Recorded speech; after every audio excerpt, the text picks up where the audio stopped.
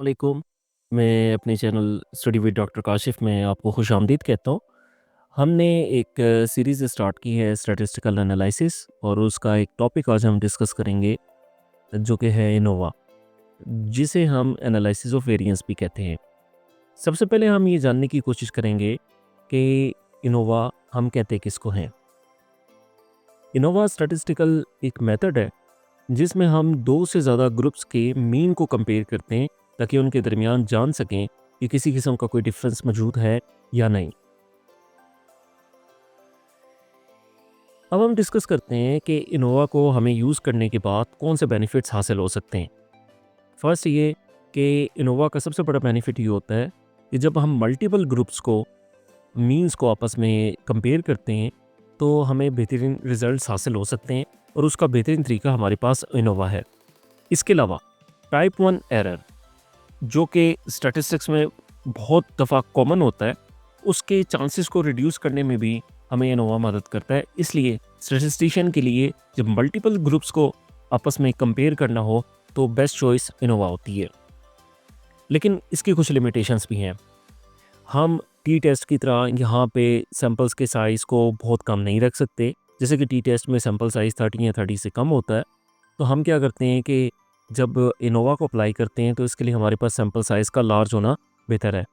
यहाँ पे मैं आपको एक सजेशन ज़रूर दूंगा कि जैसे अगर आप रिसर्च पेपर्स में काम कर रहे हैं तो रिसर्च पेपर की डेवलपमेंट में अगर आपका कोई भी रिसर्च है लेकिन उसमें जो आप सैंपल साइज़ रखना चाह रहे हैं तो उसे आप कम अज़ कम 100 से अबव रखें।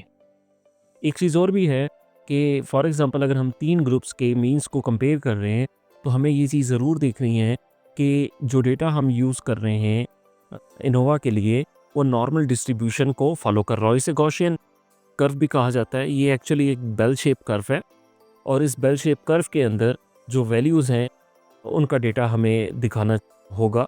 अगर ऐसा नहीं होता तो इनोवा के जो आंसर्स हम चाह रहे होते हैं या आउटपुट हम चाह रहे हैं वो एग्जैक्टली हमें वैसे नहीं मिलती।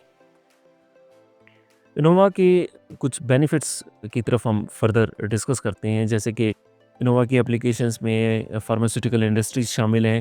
फॉर एग्जांपल अगर हम चाह रहे हैं 3 या 4 डिफरेंट एंटीबायोटिक्स हैं, उनके हम रिजल्ट्स को या एफिकेसी को कंपेयर करना चाहते हैं तो Innova is the best choice. इसके अलावा एग्रीकल्चर में वीट की डिफरेंट वैरायटीज़ की जो प्रोडक्शन है एनुअली उसको भी हम क्रॉस चेक कर सकते हैं। इसके अलावा बिज़नेस के हवाले से भी इसकी बड़ी इम्पोर्टेंट वैल्यूज़ हैं, जैसे कि फॉर एग्ज़ाम्पल अगर हम कोई प्रोडक्ट है जिसकी 3 या 4 डिफरेंट और कंपनीज़ भी प्रोडक्शन कर रही हैं तो हम क्रॉस चेक कर सकते हैं कि मार्केट में डिमांड सबसे ज़्यादा किसकी है। एजुकेशन में हम इसकी एग्ज़ाम्पल ऐसे ले सकते हैं कि एक सब्जेक्ट जो कि 4 डिफरेंट क्लासेस के अंदर अगर पढ़ाया जा रहा है तो हम देख सकते हैं कि स्टूडेंट उस सब्जेक्ट्स में मार्क्स कितने गेन कर रहे हैं। इसके अलावा एनवायरमेंटल साइंसेज़ में भी इसका एक इम्पोर्टेंट रोल है। इसकी एग्ज़ाम्पल हम ऐसे ले सकते हैं कि जैसे डिफरेंट शहरों के अंदर अगर एयर पोल्यूशन का लेवल है, हम उसे क्रॉस चेक कर सकते हैं कि क्या तमाम शहरों में एयर पोल्यूशन का लेवल एक जैसा है, यकसा है या डिफरेंट है। इसके अलावा फूड इंडस्ट्री में भी इसको अप्लाई किया जा सकता है कि इसकी एग्ज़ाम्पल हम ऐसे ले सकते हैं कि चॉकलेट की डिफरेंट वैराइटीज़ हैं और हम ये देखना चाह रहे हैं कि जो बच्चे हैं, बच्चों में कौन-सी चॉकलेट सबसे ज़्यादा फ़ेवरेट है या तमाम चॉकलेट्स की प्रेफ़रेंस बच्चों में यकसा तौर पर है। इनोवा की टाइप्स। इनोवा की जो फर्स्ट टाइप है उसे वन वे इनोवा कहा जाता है, जिसमें हम 2 से ज़्यादा ग्रुप्स के दरमियान कंपैरिज़न करते हैं on the basis of their means. Second type is two way Innova. Two way Innova में हम करते हैं कि हमारे पास 2 वेरिएबल्स होते हैं। एक वेरिएबल जिसे कहते हैं इंडिपेंडेंट वेरिएबल, लेकिन इंडिपेंडेंट वेरिएबल में भी हमें 2 वेरिएबल्स फर्दर लेने होते हैं और इसको हम कंपेयर करते हैं डिपेंडेंट वेरिएबल के साथ। जैसे कि आप यहाँ पे देख सकते हैं, यहाँ पे फ्रूट और एक्सरसाइज इंडिपेंडेंट वेरिएबल है और इसका इम्पैक्ट हम देख सकते हैं डिपेंडेंट वेरिएबल की कंडीशन में वेट की शक्ल में। एक थर्ड कंडीशन है, this is not actually a type of the Innova, लेकिन हम इसका इम्पैक्ट देख सकते हैं और वो चीज़ है रिपीटेड बाय ईयर इनोवा। वो ऐसा होता है कि अगर आप किसी चीज़ का इम्पैक्ट देख रहे हैं और यूजिंग द इनोवा तो आप डिफरेंट सीजन्स के अंदर देख सकते हैं, जिससे आपको इनोवा की जो रिजल्ट्स हैं या आउटकम्स हैं वो और बेहतरीन अंदाज से मिल सकते हैं। इनोवा के लिए मोस्टली जो रिसर्चर्स या स्टैटिस्टिशियंस सॉफ्टवेयर यूज़ करते हैं उसमें मोस्ट कॉमन आर सॉफ्टवेयर है। इसके अलावा पाइथन है, SPSS का सॉफ्टवेयर है, पास सॉफ्टवेयर है और माइक्रोसॉफ्ट एक्सेल है। These are the most common softwares और रिजल्ट इन तमाम के एक ही जैसे हैं।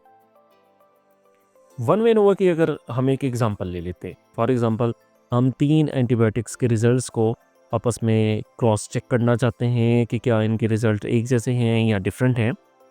इनमें हम मेडिसिन को नाम A, B और C का दे देते हैं।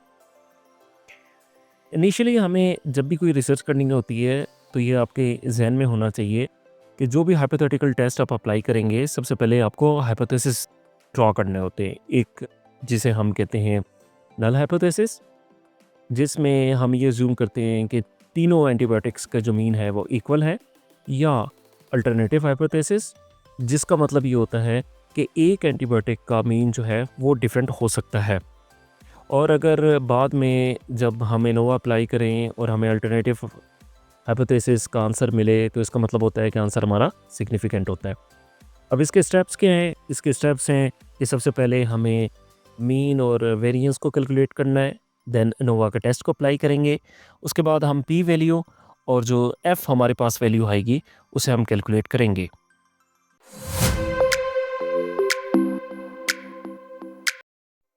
माइक्रोसॉफ्ट एक्सेल स्प्रेडशीट को हम यूज़ करेंगे इनोवा को अप्लाई करने के लिए। सबसे पहले हम इनोवा को इंस्टॉल करेंगे। इंस्टॉलेशन का तरीका ये है कि हम यहाँ से ऑप्शन में जाएंगे, ऑप्शन में जाने के बाद ऐड इन पे क्लिक करेंगे और यहाँ से एनालिसिस टूल पैक को हम सेलेक्ट करेंगे।